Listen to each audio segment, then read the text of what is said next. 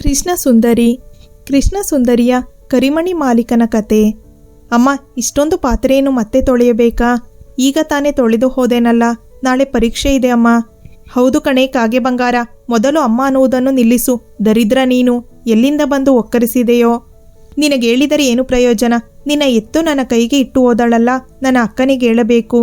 ಹುಟ್ಟುವಾಗಲೇ ನನ್ನ ಅಕ್ಕನನ್ನು ನುಂಗಿಕೊಂಡ ದರಿದ್ರ ನೀನು. ನನ್ನನ್ನೇ ಪ್ರಶ್ನೆ ಕೇಳುವೆಯಾ? ಕೇಳುವ ಮಟ್ಟಕ್ಕೆ ಬೆಳೆದೆಯಾ? ಓದಿ ಕಿತ್ತು ಗುಡ್ಡೆ ಹಾಕುವುದಲ್ಲೇ ಇರಲಿ, ಸುಮ್ಮನೆ ಕೆಲಸ ಮುಗಿಸಿ ರೆಡಿಯಾಗು. ನಿನ್ನ ನೋಡಲು ಹುಡುಗನ ಕಡೆಯವರು ಬರುತ್ತಿದ್ದಾರೆ. ಬರುತ್ತಿರುವ 55ನೇ ಗಂಡು. ಹುಡುಗನ ಕಡೆಯವರು ಫೋಟೋ ನೋಡಿ ಒಪ್ಪಿಕೊಂಡಿದ್ದಾರೆ. ನಮ್ಮ ಅದೃಷ್ಟವೇ ಸರಿಯದು. ವಾಣಿಗೇಳಿ ಸ್ವಲ್ಪ ಸುಣ್ಣ ಬಣ್ಣ ಬಳಿದಿಕೋ. ನಿನ್ನ ಬಣ್ಣಕ್ಕೆ ಬಂದವರೆಲ್ಲ ಕೈ ತೊಳೆದು ಮುಟ್ಟಬೇಕು, ಅಲ್ಲ ಮುಟ್ಟಿ ಕೈ ತೊಳೆದುಕೊಳ್ಳಬೇಕು ಎಂದು ಹೊಗಳುವುದೇ ಆಯಿತು. ಪೀಡೆ ಪೀಡೆ ನೀನು, ಈ ಮನೆಯಲ್ಲಿರುವವರೆಗೂ ನಮಗೆಲ್ಲಿ ನೆಮ್ಮದಿ ಎಂಬ ಮಂತ್ರಪಠಣೆಯ ಒಳನಡೆದರು ಅಮ್ಮ. ತಿರಸ್ಕಾರ, ಅಪಹಾಸ್ಯ, ಅಪಶಕುನ ಪದಗಳು ನನಗೆ ಒಲಿದು ಬಂದ ಬಹುಮಾನಗಳು ಎಂದು ನಕ್ಕು ಪಾತ್ರೆ ತೊಳೆಯಲು ಶುರು ಮಾಡಿದೆ. ಆದರೆ ಅಚ್ಚರಿ ವಿಷಯ, ಹುಡುಗ ನೋಡಲು ಬರುತ್ತಿರುವುದು. ಹುಡುಗನ ಕಡೆಯವರು ನನ್ನನ್ನು ನಿಜವಾಗಿಯೂ ಒಪ್ಪಿದರ? ಅದು ಹೇಗೆ ಸಾಧ್ಯ? ನನಗೆ ಜಗತ್ತಿನ ಇನ್ನೊಂದು ಅದ್ಭುತ ಅನ್ನಿಸಿತು. ಕಣ್ಣು ಮಂಜಿರಬೇಕು, ಇಲ್ಲ ಕಾಲೋ ಸೊಂಟವೋ ಮುರಿದಿರಬೇಕು. ನನ್ನ ಯೋಚನೆಗೆ ತುಟಿ ಅಂಚಿನಲ್ಲಿ ಸತ್ವವಿಲ್ಲದ ಕಿರುನಗೆ ಹಾದು ಹೋಯಿತು. ಎಲ್ಲರೂ ಮದುವೆ ಎಂದರೆ ಖುಷಿ ಪಡುತ್ತಾರೆ. ನಾನು ವಿಚಿತ್ರ. ನಿಜ, ಮದುವೆ ಎನ್ನುವುದು 7 ಜನ್ಮದ ನಂಟು, ಬಿಡಿಸಲಾಗದ ಬಾಂಧವ್ಯವಾ? ಯಾರು ಎಂದು ಹೇಳುವುದೇ ಮರೆತೆ. ನಾನು ಕೃಷ್ಣೆ. ನನ್ನ ಅಮ್ಮನಿಗೆ ನಾ ಹುಟ್ಟುವ ಮೊದಲೇ ಈ ಹೆಸರು ಅದೇಕೆ ಇಷ್ಟವಾಗಿತ್ತೋ ನಾ ಕಾಣೆ. ಆದರೆ ಹೆಸರಿಗೆ ತಕ್ಕಂತೆ ನಾನು ಕೃಷ್ಣವರ್ಣೆ. ಈಗ ತಾನೇ ಕೇಳಿದಿರಲ್ಲ ನನ್ನ ಅಮ್ಮನ ಮಾತು, ಅಲ್ಲ ಚಿಕ್ಕಮ್ಮನ ಮಾತು. ಅವರು ಅಮ್ಮನ ತಂಗಿ, ಅಪ್ಪನ 2ನೇ ಹೆಂಡತಿ. ಹುಟ್ಟುವಾಗಲೇ ಅಮ್ಮನನ್ನು ನುಂಗಿಕೊಂಡ ನತದೃಷ್ಟೆ ನಾನು. ಆದರೆ ನನ್ನದೇನು ತಪ್ಪು? ಅಪ್ಪನಿಗೆ ಅಮ್ಮನ ಮೇಲೆ ಹೇಳಲಾಗದ ಪ್ರೀತಿ. ಅವಳು ನನ್ನಿಂದ ಸತ್ತು ಹೋದಳೆಂದು ಇದುವರೆಗೂ ಅವರು ನನ್ನ ಮುಖವನ್ನು ಒಂದು ಬಾರಿಯೂ ಸರಿಯಾಗಿ ನೋಡಿಲ್ಲ. ಅಮ್ಮ ಸತ್ತ ನಂತರ ನನ್ನ ಅಜ್ಜಿ ಚಿಕ್ಕಮ್ಮನನ್ನು ಅಪ್ಪನಿಗೆ ಮದುವೆ ಮಾಡಿಸಿದರಂತೆ, ನನಗೆ ತಾಯಿ ಪ್ರೀತಿ ಕೊಟ್ಟು ಒತ್ತಾಸೆಯಾಗಿ ಇರಲಿ ಎಂದು. ಆದರೆ ಕತೆಯೇ ಅದಲು ಬದಲಾಗಿದೆ. ನನ್ನ ಆಲೋಚನಾ ಲಹರಿಯಿಂದ ಎಚ್ಚರಿಸಿದ್ದು ನನ್ನ ಅಜ್ಜು, ಅಂದರೆ ಅಜ್ಜಿಯ ಧ್ವನಿ. ನನಗಾಗಿ ಮಿಡಿಯುವ ಹೃದಯ ಅದೊಂದೇ. ಕೆಲವೊಮ್ಮೆ ಹೀಗೆ ಮನಸ್ಸನ್ನು ಎಷ್ಟೇ ಸ್ಥಿಮಿತದಲ್ಲಿಟ್ಟುಕೊಂಡರೂ ಅದು ನಮ್ಮ ಹಿಡಿತಕ್ಕೆ ಸಿಗುವುದಿಲ್ಲ. ಆಲೋಚನೆಯಲ್ಲಿ ಮುಳುಗಿ ಹೋಗುವುದು.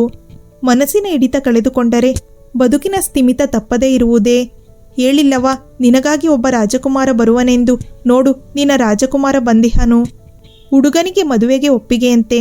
ಹೇಳುವವಳ ಕಣ್ಣಲ್ಲಿ 100 ನಕ್ಷತ್ರದ ಮಿನುಗು. ಮನ ಒಂದು ಕ್ಷಣ ಖುಷಿಪಟ್ಟರೆ ಮತ್ತೊಂದು ಕ್ಷಣ 100 ನಾಗಗಳ ತೊಳಲಾಟ ಮನದಲ್ಲಿ. ಮತ್ತೆ ಅವಳನ್ನೇ ಕೇಳಿದೆ, ಅದು ಹೇಗೆ ಸಾಧ್ಯವೆಂದು. ಅವಳು ಉತ್ತರಿಸಲಿಲ್ಲ. ಕಣ್ಣಲ್ಲೇ ಹೂಗುಟ್ಟಿದಳು. ಖುಷಿಗೆ ಅವಳ ಕಣ್ಣಲ್ಲಿ ಖುಷಿ ನೀರಾಗಿ ಜಿನುಗುತ್ತಿತ್ತು. ನಾನೇಕೆ ಇಷ್ಟೊಂದು ಚಿಂತೆಗೆ ಬಿದ್ದಿರುವೆ? ನಾನೇನು ವೇಶ್ಯೆಯೂ ಅಲ್ಲ, ಕೊಲೆಗಾತಿಯೂ ಅಲ್ಲ, ಯಾವ ದಂಧೆಯೂ ಮಾಡಿಲ್ಲ, ಕುರೂಪಿಯೂ ಅಲ್ಲ. ನನ್ನ ಬಣ್ಣ ಕಪ್ಪು ಅಷ್ಟೇ. ಜನರು ನನ್ನ ಬಣ್ಣಕ್ಕೆ ಅಸಹ್ಯ ಪಡುವ ರೀತಿ, ಅಸ್ಪೃಶ್ಯರಾಗಿ ನೋಡುವ ರೀತಿ ಹೊಸದೇನಲ್ಲ. ಎತ್ತವರಿಗೆ ಬೇಡವಾದವಳು ನಾನು ಇನ್ನು ಜನರ ಬಾಯಲ್ಲಿ ಸಿಲುಕಿ ನಲುಗುವುದರಲ್ಲಿ ಯಾವ ಅಚ್ಚರಿಯೂ ಇಲ್ಲ. ದಿನನಿತ್ಯದ ಅಂತರಾಳದ ಆರ್ತನಾದದ ಹೋರಾಟ ಅಷ್ಟೇ ಅಲ್ಲವೇ?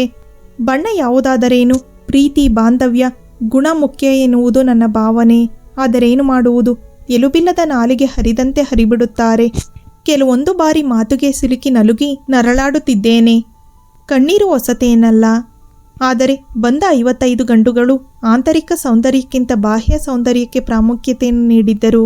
ಕೆಲವರು ಚಿಕ್ಕಮ್ಮನ ಆಸೆ ಆಮಿಷಗಳಿಗೆ ಒಳಗಾಗಿ ವರದಕ್ಷಿಣೆಯ ಆಸೆಗಾಗಿ ಮದುವೆಯಾಗಲು ಒಪ್ಪಿದ್ದರು. ಆದರೆ ನನಗೆ ನನ್ನನ್ನು ನಾನೇ ಮಾರಿಕೊಳ್ಳಲು ಸಾಧ್ಯವೇ ಆಗಲಿಲ್ಲ. ಇವನ್ಯಾರು ನನ್ನ ಒಪ್ಪಿದ್ದಾನೆ? ಅದೂ ಅಲ್ಲದೆ ವರದಕ್ಷಿಣೆಯೂ ಇಲ್ಲ, ನಯ ಪೈಸೆ ಕೊಡಬೇಡಿ ಎಂದಿದ್ದಾನೆ.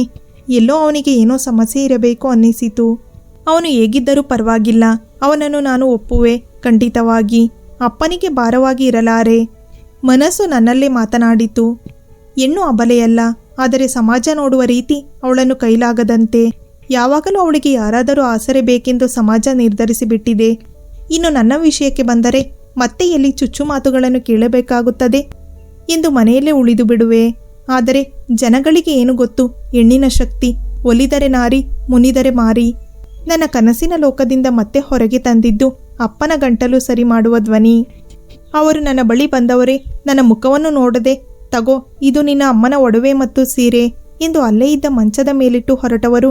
ಇನ್ನು 1 ವಾರದಲ್ಲಿ ನಿನ್ನ ಮದುವೆ. ಎಂದು ತಿರುಗಿ ಹೊರಟವರನ್ನು ಮೊದಲ ಬಾರಿಗೆ ಧೈರ್ಯದಿಂದ ಕೂಗಿದೆ.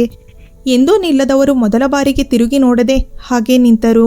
ನನ್ನ ಪ್ರಶ್ನೆಯನ್ನು ಇಂದು ಕೇಳದೆ ಹೋದರೆ ಇನ್ನೊಂದು ದಿನ ಸಿಗುವುದಿಲ್ಲ ಅನ್ನಿಸಿತು. ಇದೆಲ್ಲ ನನಗೆ ಬೇಕಿಲ್ಲ. ನನಗೆ ಬೇಕಿರುವುದು ನಿಮ್ಮ ಇಡೀ ಪ್ರೀತಿಯಷ್ಟೇ. ನನ್ನ ಒಪ್ಪಿಗೆ ಇಲ್ಲದೆ ನನ್ನ ಮದುವೆ ಕೂಡ ಅಲ್ವಾ ಅಪ್ಪ? ಅಷ್ಟರಲ್ಲಿ ನನ್ನ ಕಣ್ತುಂಬಿತು. ಅವರಲ್ಲಿದ್ದ ಅಪ್ಪನ ವಾತ್ಸಲ್ಯ ಜಾಗೃತವಾಗಿತ್ತು ಅನ್ನಿಸುತ್ತದೆ. ಕದಲಲಿಲ್ಲ ಅವರು. ಮೊದಲ ಬಾರಿಗೆ ಅವರ ಎದುರು ನಿಂತು ಅಪ್ಪ ಎಂದು ಕರೆದಿದ್ದೆ ಬುದ್ಧಿ ಬಂದ ಮೇಲೆ. ನಾನು ಚಿಕ್ಕವಳಿದ್ದಾಗ ಕರೆದ ನೆನಪು. ಕರೆದು ಅವರ ಹೊಡೆತಕ್ಕೆ ಬೈಗುಳಕ್ಕೆ ಗುರಿಯಾದದ್ದು ಇದೆ. ದೊಡ್ಡವಳಾದ ಮೇಲೆ ಕರೆಯುವುದನ್ನೇ ಬಿಟ್ಟಿದ್ದೆ. ಎಷ್ಟಾದರೂ ನನ್ನ ಅಪ್ಪ ಅಲ್ಲವೇ? ಅವರು ಹೇಗಿದ್ದರೂ ನನ್ನ ಅಪ್ಪನೇ. ಅವರು ಮಾತನಾಡಲಿಲ್ಲ. ಕೇಳಿಯೇ ಬಿಟ್ಟೆ. ನನ್ನದೇನು ತಪ್ಪಿದೆ? ಅಮ್ಮನ ಸಾವಿಗೆ ನಾನೇಗೆ ಕಾರಣ? ನೀವು ಅಂದುಕೊಳ್ಳುವಷ್ಟು ನೋಡಲಾರದಷ್ಟು ಕೆಟ್ಟದಾಗಿಲ್ಲ. ಒಂದೊಮ್ಮೆ ನನ್ನ ಮುಖ ನೋಡಿ ಅಪ್ಪ. ಈ ರೂಪ ದೇಹ ನೀಡಿದ್ದು ನೀವೇ ತಾನೇ. ಅಮ್ಮ ಸತ್ತಾಗಲೇ ನನ್ನ ಸಾಯಿಸಿ ಬಿಡಬೇಕಿತ್ತು. ಉಳಿಸಿ ದಿನವೂ ಸಾಯುವಂತೆ ಮಾಡಿದ್ದೀರಾ ಅಪ್ಪ. ಮುಂದೆ ಮಾತನಾಡಲು ಪದಗಳಿಗೆ ತಡಕಾಡಿದೆ. ಕಣ್ಣಲ್ಲಿ ನೀರು ಜಿನುಗುತ್ತಿತ್ತು. ಹಿಂದೆ ತಿರುಗಿ ನೋಡಿ ಏನೂ ಮಾತನಾಡದೆ ಹೊರಟು ಹೋದರು. ನನ್ನ ದುರದೃಷ್ಟಕ್ಕೆ ಏನು ಹೇಳಲಿ? ಅತ್ತು ಸುಮ್ಮನೆ ಮಲಗಿದೆ. ಕಣ್ಣೀರು ಒಂದೇ ನನ್ನ ಸಂಗಾತಿ. ನನ್ನ ಪುಟ್ಟ ಮೊಬೈಲ್ಗೆ ಒಂದು ಸಂದೇಶ ಬಂದಿತ್ತು. ಫಲವತ್ತಾದ ಮಣ್ಣು ಕಪ್ಪು, ಪೂಜಿಸುವ ಮೂರ್ತಿ ಕಪ್ಪು, ಸತ್ತಾಗ ಬೂದಿ ಕಪ್ಪು, ಕಪ್ಪು ಕಸ್ತೂರಿ.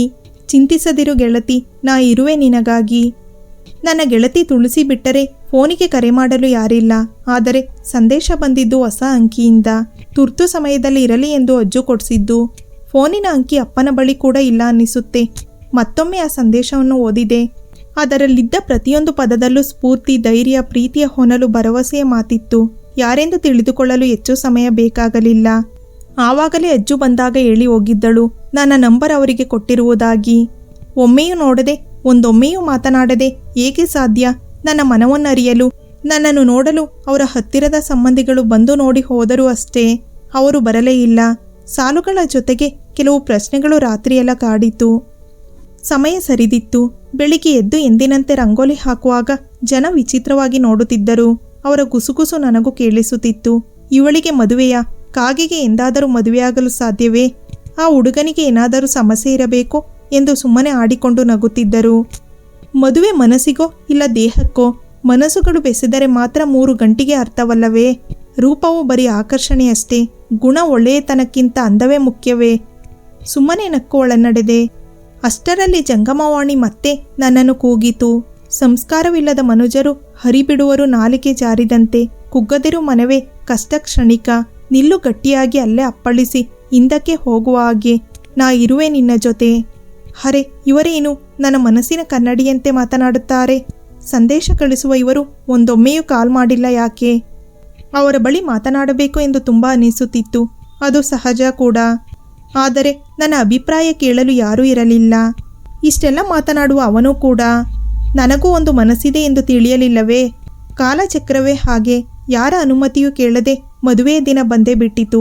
ಹೆಸರು ತಿಳಿಯದೆ, ಒಂದು ಬಾರಿಯೂ ಮಾತನಾಡದೆ, ನೋಡದೆ ಮದುವೆಯಾಗುತ್ತಿರುವ ಹುಡುಗಿ ನಾನೊಬ್ಬಳೇ ಎನ್ನಿಸುತ್ತದೆ. ಫೋನ್ ನಂಬರ್ ಇದ್ದರೂ ನನಗೂ ಫೋನ್ ಮಾಡಲು ಧೈರ್ಯ ಬರಲಿಲ್ಲ.